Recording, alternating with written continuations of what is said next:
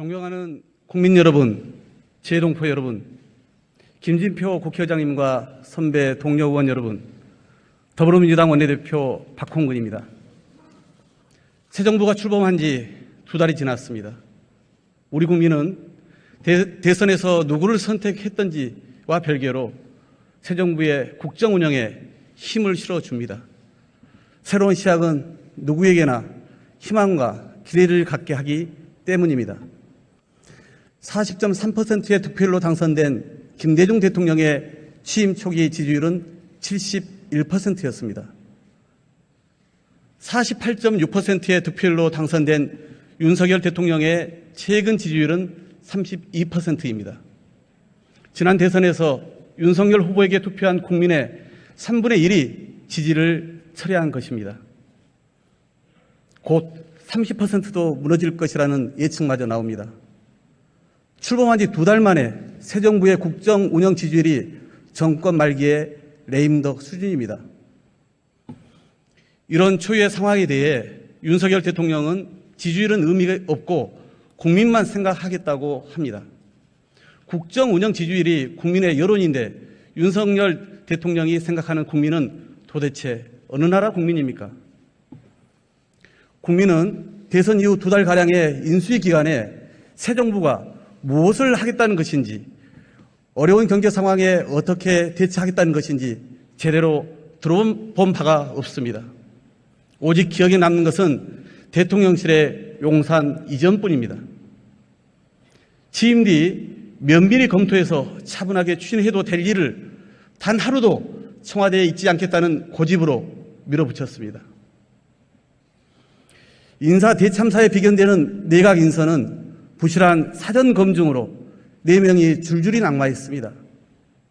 더욱 심각한 문제는 인사 난맥에 대한 윤석열 대통령의 태도입니다.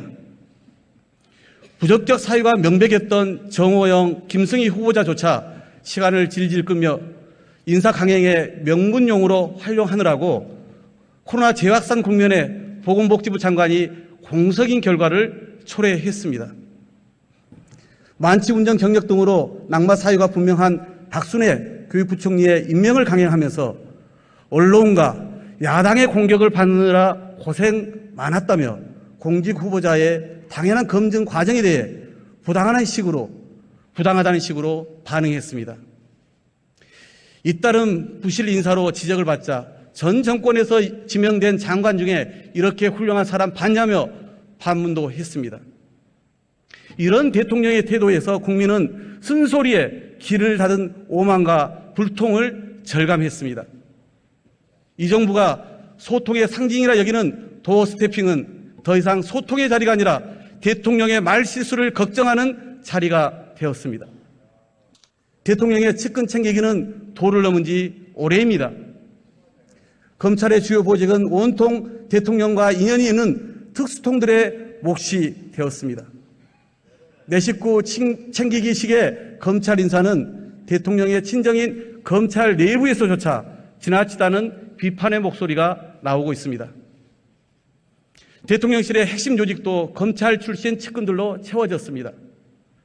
박근혜 정부 청와대의 문고리 3인방에 빗대 윤석열 정부 대통령실은 이른바 검찰 출신 문고리 육상시에 의해 장악되었다는 비판이 제기되고 있습니다.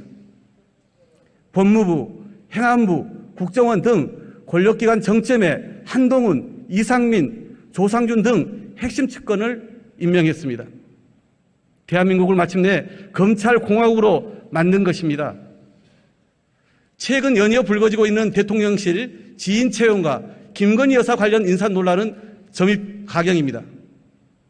대통령실의 육촌 친척과 40년 지기 황모 씨와 우모 씨의 아들에 이어 이번엔 검찰 시절 인연을 맺은 지인의 아들까지 모두가 대통령실에 채용되어 근무 중인 것으로 확인되었습니다. 대통령실 출입 기자들 사이에서 친인척과 지인 채용 추가 사례를 찾기 위한 취재 경쟁이 붙었다는 웃지 못할 이야기도 들려옵니다. 이에 대해서도 윤석열 대통령은 선거 때부터 함께 해온 동지라며 아무 문제 없다는 태도로 일관하고 있습니다. 긴 말 드리지 않겠습니다. 엄격한 공사 구분은 공직자에게, 더구나 대통령에겐 반드시 지켜야 할 원칙입니다. 김건희 여사 관련 논란도 끊이지 않고 있습니다. 김 여사의 봉하마을 방문 시 민간인 지인이 수행해 논란이 컸습니다. 그럼에도 불구하고 대통령의 해외 순방에 인사비서관의 부인이 민간인 신분으로 1호기에 탑승하고 영부인 관련 업무를 처리한 일마저 벌어졌습니다. 성비 논란이 있음에도 대통령실 내부 운영과 인사 채용을 책임지는 총무비서관에 윤재순 전 대검 과장을 임명한 것이 바로 이런 이유 때문입니까? 대통령 가족과 친인척, 측근 비리는 정권뿐 아니라 나라의 불행까지 초래합니다. 박근혜 정부 시절 청와대의 공적 시스템을 무력화시킨 비선실세 최순실의 국정농단은 헌정사상 초유의 대통령 탄핵으로 이어졌습니다. 경고합니다. 사적 채용, 측근 불공정 인사 등으로 드러나고 있는 대통령의 권력의 사유화는 반드시 대가를 치르게 됩니다. 특히 김건희 여사와 관련된 논란과 국민의 우려에 윤석열 대통령은 귀를 기울여야 합니다. 조용히 내조만 하겠다던 대통령의 부인이 대통령도 어쩌지 못하는 권력의 실세라는 말까지 나와서야 되겠습니까? 나라와 국민을 생각하는 충정으로 윤석열 대통령께 간곡히 그리고 엄중하게 말씀드립니다. 지지율 추락으로 나타나고 있는 민심, 즉 국민의 목소리에 귀를 기울이시고 주변을 엄격히 관리하시기 바랍니다. 정부가 출범하자마자 정치기획 수사가 연이어 본격화되더니 이제 서해 공무원 사건, 탈북 흉악범 추앙 사건 등 종북몰이로까지 나아가고 있습니다. 지지율의 급락은 권력 사유와 인사 난맥, 경제 민생 무능에 더해 대통령의 오만과 불통이 더해진 결과입니다. 정치보복성 기획수사와 구시대적 종북몰이로는 국면 전환에 결코 성공할 수 없습니다. 오히려 국정 운영의 동력을 상실한 수준의 더 큰 국민적 비판과 저항에 직면하게 될 것입니다. 대통령의 권력은 자기 주변 사람 챙기라고 국민으로부터 위임받은 것이 아닙니다. 대통령과 정부 여당이 지금 당장 해야 할 일은 첫째도 민생, 둘째도 민생, 셋째도 민생입니다.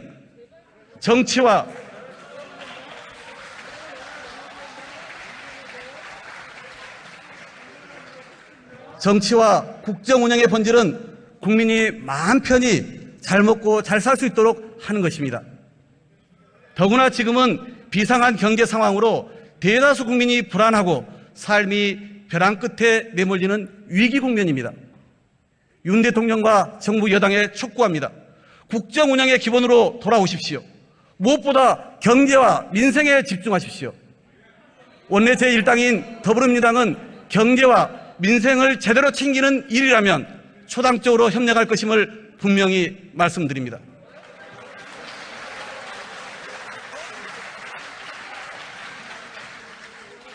경제가 매우 어렵습니다. 고물가, 고금리, 고환율의 삼중고로 국민이 고통받고 있습니다. 소비자 물가지수는 지난달 6% 상승해서 IMF 경제 위기 이후 24년 만에 최고치를 기록했습니다. 지난 6월 경제 고통지수는 9.0으로 2009년 금융위기 이후 14년 만에 최대치로 상승했습니다. 우크라이나 전쟁과 글로벌 공급망 교란으로 인한 고유가, 원자재 곡물 가격 상승에 대해 달러 강세로 인한 환율 상승은 수입 물가 지수를 끌어올리고 있습니다. 고통스러웠던 코로나19의 긴 터널을 이제 막 벗어나려는 시점에 또다시 재확산 추세가 심각합니다. 이제 장사가 좀 된다며 희망을 가지셨던 동네 가게 주인의 탄식이 참으로 제 가슴을 아프게 합니다. 직장인들은 점심 한 끼 식당 가는 것도 부담스러워 구내 식당을 찾습니다. 편의점 도시락 판매는 전년 대비 40% 이상 증가하고 있습니다. 5만 원 지폐 한 장으로는 기름통의 절반도 채우기 어려운데 차량으로 생업을 하는 분들은 고스란히 그 부담을 져야 합니다. 장바구니 물가 상승은 사상 최고치라는 소비자 물가지수 상승에 비할 바가 아닙니다. 걱정스러운 것은 지금의 고물가, 고유가, 고환율 상황이 당분간 지속될 것이라는 점입니다. 더욱 두려운 것은 금리 상승의 속도와 폭입니다. 한국은행은 올해만 4차례의 금리를 인상하면서 사상 처음으로 0.5%포인트 빅스텝도 단행했습니다. 하지만 이게 끝이 아닙니다. 미국 연준은 지난달 28년 만에 0.75%포인트의 자이언트 스텝 금리 인상에 이어 이달 말에는 1%의 금리 인상, 즉 울트라 스텝을 결정할 것이라는 예측까지 나오고 있습니다. 한미 간 금리 역전이 현실화되는 상황에서 한국은행의 추가 금리 인상은 불가피합니다. 세계 경제의 불안전성과 고환율 기조가 지속된다면 한국 자본시장에 투자된 외국인 자금의 순유출도 지속될 것입니다. 2008년 리먼 브라더스 사태로 촉발된 전 세계적인 금융위기 이후 초저금리와 양적 완화가 만들어낸 유동성 잔치가 끝나가고 있습니다. 우리나라도 2020년 3,200을 넘었던 코스피 지수는 2,300선이 위협받고 가상자산 시장은 고점 대비 3분의 1 수준으로 폭락했습니다.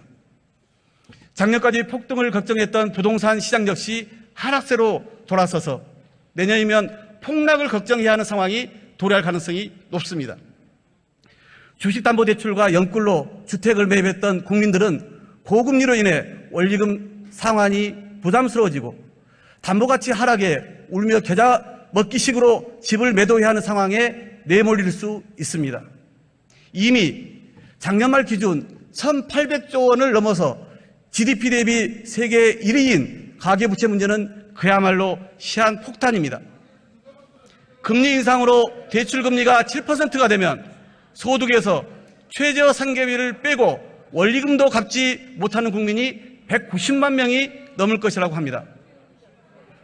코로나 상황에서 대출로 가게 운영 자금을 충당했던 자영업자, 벼락거지 신세를 면해보겠다고 소액 대출이라도 해서 주식과 가상자산 투자에 나섰던 2030 청년들, 두 차례 금융위기 때보다 더 많은 신용불량자가 양산될지 모를 심각한 위험이 다가오고 있습니다. 문제는 이런 어려움이 이미 대선 전부터 예고됐다는 것입니다. 미국 연준의 금리 인상 기조도 지난 2월 말 발발한 우크라이나 전쟁이 물가에 미칠 영향도 모두 예상된 것이었습니다. 그런데 윤석열 정부는 대선 이후 인수위 2달 동안 허송세월만 했습니다. 대통령실 용산 이전을 강행하느라고 정작 챙겨야 할 경제와 민생은 뒷전이었습니다. 취임하고 한 달이 지나서야 부랴부랴 5대 부문 구조계획을 담은 새 정부의 경제정책 방향을 발표했지만 사회적 합의도 안 된 이런 중장기 구조개혁이 과연 지금 당장 어려움을 겪고 있는 국민을 위한 대책이 되겠습니까? 당장 숨 넘어가는 사람에게 목숨 살릴 처방은 하지 않고 체질 개선하라고 주문하는 셈입니다. 국민의 고통을 외면한 참으로 한가한 태도입니다. 경제는 비상 상황이고 민생은 깊은 위기 속에 놓여 있는데 정작 대통령은 보이지 않습니다. 대선 이후 넉 달, 취임 후 2달이 지난 이달 초에야 대통령은 비상경제 민생 대책회의를 주재했습니다. 지금의 어려움은 구조적이고 외부적 요인이 크게 작용하는 것 맞습니다. 대책 마련이 쉽지 않은 것도 사실입니다. 그러나 경제는 심리라는 말이 있는 것처럼 어려울수록 대책과 비전을 제시해 국민과 각 경제 주체들을 안심시켜야 합니다. 오직하면 쇼라도 하라는 말이 나오겠습니까? 비전을 제시해 희망을 주는 것이 대통령으로서 해야 할 일입니다. 국난에 비유되었던 IMF 경제위기 직후 김대중 대통령은 취임사에서 말씀하셨습니다. 우리 모두는 지금 땀과 눈물과 고통을 요구받고 있다며 말을 잇지 못하고 눈물을 삼키면서도 정부를 믿고 견뎌낸다면 반드시 극복하겠다고 결연한 의지를 보여주셨습니다. 그리고 IMF 역사상 최단기간인 1년 만에 조기 졸업을 해냈습니다. 경제가 위기일 때, 그로 인해 국민이 고통을 감수해야 할 때 대통령이 국가의 지도자로서 해야 할 일은 바로 그런 모습입니다.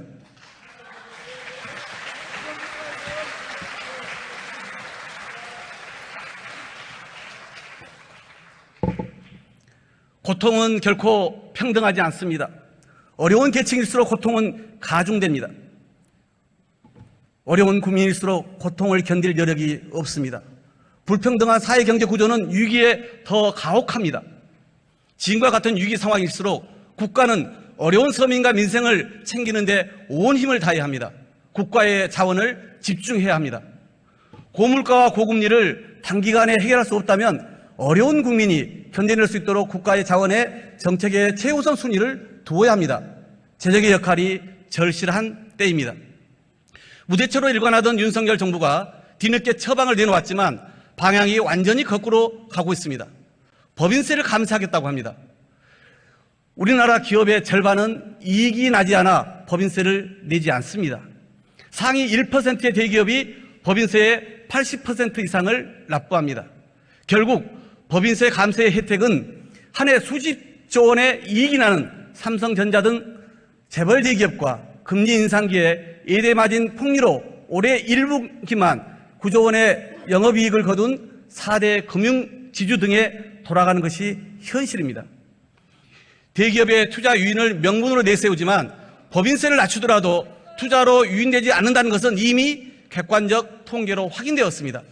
효과는 없고 부자 감세라고 비판받았던 이명박 정부의 정책을 재탕하는 것에 다름 아닙니다. 지금 정부가 내놓은 대책은 온통 감세와 규제 완화 정책뿐입니다. 물가 대책이라고 내놓은 관세 인하도 소비자 가격은 요지부동이고 기업만 수익을 챙기고 있습니다. 국채 발행을 하지 않겠다고 하면서 감세로 세수가 줄어들면 무슨 돈으로 서민을 지원할 것입니까? 재벌 대기업과 부자들은 챙기면서 정작 어려운 중소기업과 자영업자, 서민들의 고통은 외면하겠다는 것입니까? 부동산 세제의 불합리한 부분은 물론 개선해야 합니다. 그러나 부동산 가격 하락으로 세금 부담이 줄어들 것이 예상되는 상황에서 열일을 제쳐두고 부동산 감세에만 몰두할 때가 아닙니다. 역대 어느 정부가 규제 계획을 추진하지 않은 적이 있습니까? 아무리 성공적인 규제 계획도 효과가 나타나려면 몇 년이 걸립니다. 올해 그리고 내년 계속될 민생의 고통을 규제 계획으로 해결할 수 있습니까? 당장 해야 할 일과 중장기적으로 할 일을 구분하는 것은 국정 운영의 기본입니다. 올해 민주당은 예산심사에서 불효불급한 예산을 과감히 드러내고 고물가, 고금리로 고통받는 서민과 중산층을 지원하는 예산은 확실하게 증액시켜 갈 것입니다. 이를 위해 소수 재벌 대기업 등의 혜택이 집중되는 법인세 감세 등으로 국가 재정이 축소되는 일은 반드시 막아내겠습니다.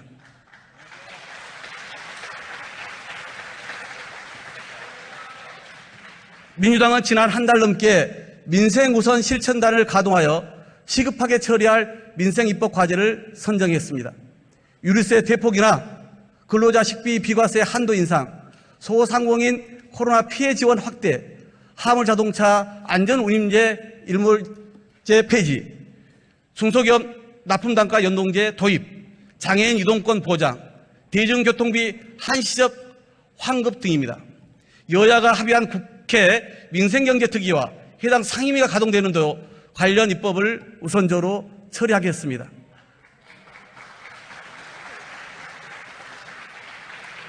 특히 코로나19로 벼랑 끝에 내몰린 소상공인과 자영업자들이 억울하지 않도록 손실보상과 피해 지원의 대상과 기준 등 관련 제도를 개선해야 합니다. 민주당은 하반기 정기국회에서도 지속적으로 민생 관련 법안의 처리에 최우선 순위를 두겠습니다. 정부와 여당 모두 부동산 가격 폭등기에 내놓았던 정책들을 근본적으로 재검토해야 합니다.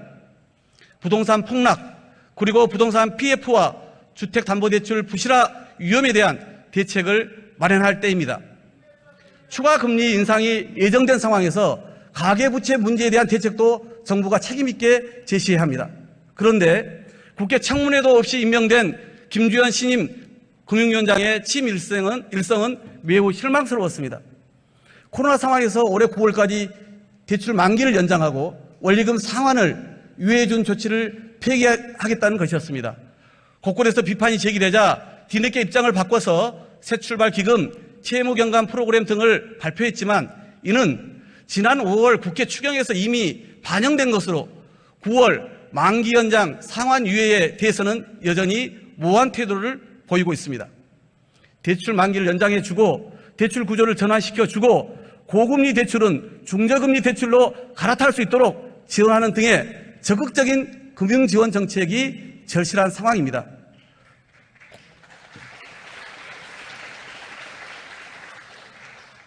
코로나 국면에 어렵게 버텨온 중소기업, 자영업자, 서민들이 파산하건 신용불량자가 되건 빚독촉에 시달려 생의 마지막 순간에 내몰리건 그냥 방치하겠다는 것이 윤석열 정부의 정책이 아니길 바랍니다. 민주당은 올 9월 대출 만기 연장과 원리금 상환 유예 조치가 반드시 관철될 수 있도록 하겠습니다. 정부 재정과 금융기관의 협조로 서민금융 지원을 위한 기금을 확대하고 새로운 채무조정 프로그램도 정기국회 내에 마련하겠습니다. 고통을 피하기는 어렵지만 고통을 최소화할 수 있도록 그리고 어떤 국민도 국가로부터 버려졌다고 느끼지 않도록 최선의 노력을 다하겠습니다.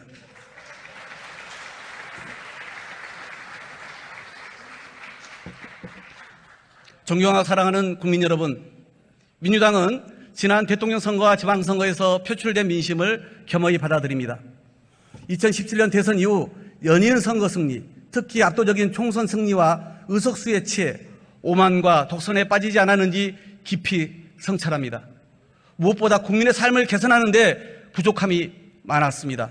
부동산 가격 폭등은 물론이고 불평등과 양극화의 심화, 그로 인해 세대와 계층, 성별에서 제각기 겪고 있는 국민의 고통을 집권당이면서도 제대로 책임지지 못했습니다. 또 한편으론 이중적 태도와 행보로 국민께 실망을 드렸습니다. 국민이 민주당에 고개를 돌리게 된 원인 하나하나를 허투루 넘기지 않겠습니다. 철저히 반성하고 새롭게 거듭나겠습니다. 대한민국은 전후 독립한 국가 중 산업화와 민주화를 모두 이뤄낸 유일한 나라입니다. 그러나 개발 독재와 IMF 경제위기는 우리 사회에 구조적인 불평등을 낳았고 심화시켰습니다. 정치적 민주화에 비해 사회경제적 민주화는 여전히 더딥니다. 독재 시대에 비해 인권은 개선되고 정치적 자유는 확대되었으나 경제적, 사회적, 문화적 차별과 혐오는 여전합니다. 불평등과 양극화 그리고 차별은 우리 사회가 반드시 극복해야 할 과제입니다. 소득 불평등은 여전하고 자산의 불평등은 더욱 심각해지고 있습니다. 2010년부터 2020년까지 상속 증여된 재산 규모는 886조 원으로 2021년 GDP 2071조 원의 약 43%에 이릅니다. 2010년 53조 원이었던 상속 증여 규모는 2020년 126조 원으로 2배 이상 급격하게 증가했습니다. 산업화 시대 부모가 쌓은 자산이 자녀 세대로 본격 이전되고 있는 것입니다. 청년 세대가 부모로부터 물려받은 자산을 가진 계층과 그렇지 못한 계층으로 나뉘어 부모의 지위와 재산으로 자식 세대의 사회적 신분이 결정되고 있습니다. 최근 발표된 2020년 세계 불평등 보고서에 따르면 1990년대부터 2021년까지 우리나라 전체 소득 중 상위 10%가 차지하는 비중은 35%에서 46%로 늘어난 반면 하위 50%의 비중은 21%에서 16%로 하락하여 소득 불평등이 심화되었습니다. 자산의 경우 2021년 기준으로 상위 10%가 전체 자산의 58%를 차지하는 반면 하위 50%는 6%에 불과하여 불평등이 더욱 심각합니다. 이러니 금수저, 흑수저 논란과 함께 개천에서 용나는 시절이 끝났다는 탄식이 나오는 것입니다. 불평등 구조와 계급, 계층 구조에 고착하는 필연코 사회적 갈등으로 표출됩니다. 사회 경제적 이유를 떠나 사회 통합적 차원에서도 불평등 구조는 반드시 완화해야 합니다. 자산 소득이 임금 소득을 넘어서는 사회는 결코 바람직하지 않습니다. 대한민국 청년들이 어디서나 기회의 창을 열 수 있도록 제도적 뒷받침을 해야 합니다. 차별의 해소는 불평등 구조를 해결하기 위해서도 필요합니다. 노동시장에서의 정규직, 비정규직 차별, 성과 연령 차별은 불평등의 한 원인입니다. 또한 차별은 경제적 차원에서만 존재하지 않습니다. 우리 사회에는 동거가족, 입양가족, 한부모 가정, 재혼가족 등 여러 형태의 가족이 존재합니다. 하지만 다양한 가족 구성원을 차별과 편견, 혐오의 대상으로 바라보는 시선이 여전합니다. 냉전 시대에 이념적 혐오를 넘어 지향과 견해의 차이를 두고 극단적 혐오 또한 난무하고 있습니다. 여성, 장애인, 이주 노동자 등 차별의 대상은 확대되고 있습니다. 정당화되기 어려운 혐오를 이유로 다른 집단이나 소수자의 존엄성을 부정하는 것은 인간의 존엄과 가치, 표현의 자유라는 헌법적 가치를 훼손하는 일입니다. 평등법을 둘러싼 논란도 마찬가지입니다. 불합리한 이유로 차별받지 않을 권리를 법적으로 보장하는 문제를 두고 극단적 대립과 갈등이 깊어지고 있습니다. 정치가 나서서 해결해야 합니다. 선진국이 된 대한민국, 민주화가 이루어진 지 반세기가 지난 오늘 성숙한 논의의 장을 마련하는 게 마땅합니다. 정치에서 대립과 갈등은 불가피하지만 정치의 지향은 반드시 사회 통합이어야 합니다.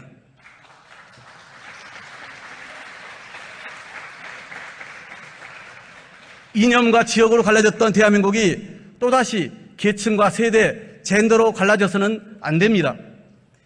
민주당은 이번 정기국회에서 평등법 등 다양한 형태의 혐오와 차별을 막기 위한 사회적 공론화에도 본격 나서겠습니다.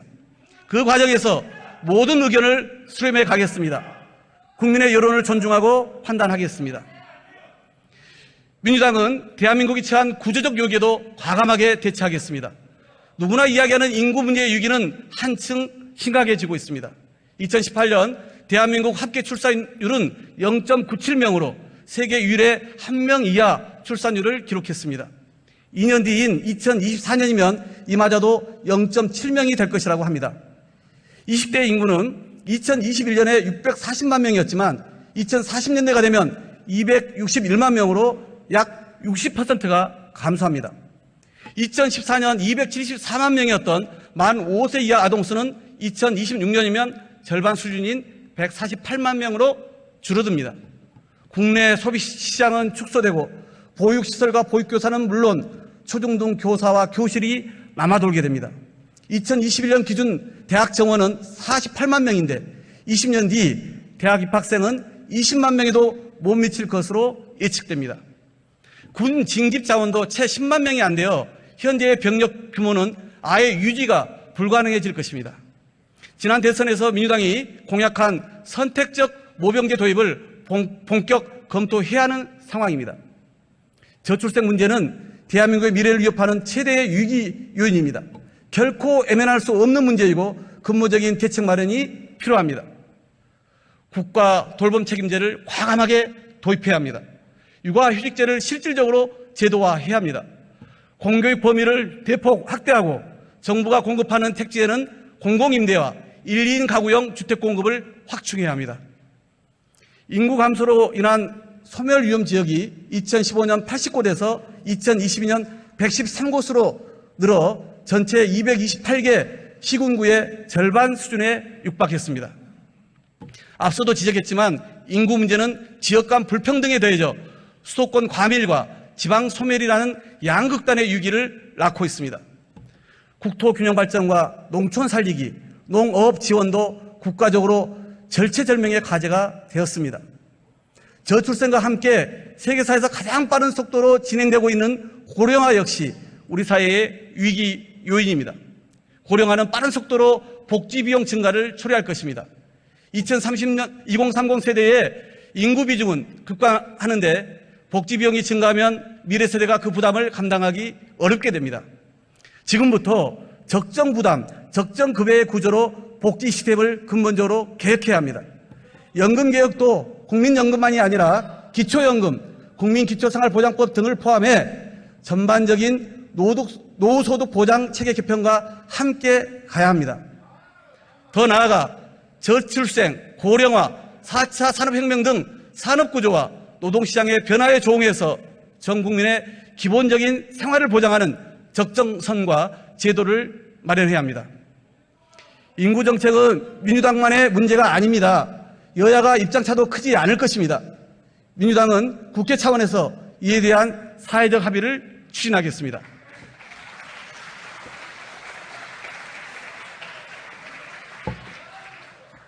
지구적 기후변화는 위기이자 기회입니다. 탄소 중립과 친환경적인 에너지 전환은 국제사회의 책임 있는 일원으로서의 의무이자 우리에겐 새로운 기회입니다. 애플과 테슬라 등 글로벌 기업은 RE100, 즉 재생에너지를 100% 사용하는 기업이 아닌 경우 향후 제품을 구매하지 않겠다고 선언했습니다. 그 추세는 점점 더 확산되고 있습니다. 작년 전 세계 신규 발전 설비의 85%는 재생에너지였습니다. 산업적 측면에서도 원전보다 훨씬 큰 시장입니다. 전 세계 에너지 산업의 미래는 단연 재생에너지입니다. 수출로 먹고 사는 나라에서 선택의 여지가 없습니다. 탄소 중립과 재생에너지 확대를 거부하는 것은 대한민국 경제의 미래로 향하는 문을 닫아 걸겠다는 선언과 같습니다. 그런데 얼마 전 발표된 윤석열 정부의 에너지 정책에는 재생에너지 발전 비중의 목표치마저 사라져버렸습니다.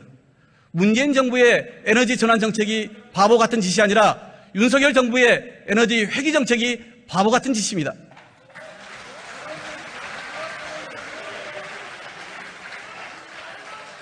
민주당은 탄소 중립을 향한 전 지구적 과제에 기꺼이 동참하겠습니다. 재생에너지를 중심으로 한 새로운 미래를 열어가겠습니다. 그것이 우리 경제와 산업을 위한 희망의 기회가 될 것이라 확신합니다. 대의민주주의에서 정당은 민의를 대변해야 합니다. 당심과 민심이 괴리되고 있다면 이를 극복하는 것이 정당의 책무이자 정치 지도자의 역할입니다. 복수 정당제에서 각 정당은 누구를 대변하는지, 지향하는 가치가 무엇인지 분명히 해야 합니다. 서민과 중산층을 대변해온 민주당의 정체성, 복지국가와 경제민주화를 지향하는 민주당의 가치를 지켜내고 시대의 변화에 맞게 발전시켜 나가겠습니다. 불평등과 차별을 넘어서고 저출생과 고령화의 위기에 담대하게 대처하겠습니다. 기후변화라는 지구적 위기를 기회로 만들겠습니다.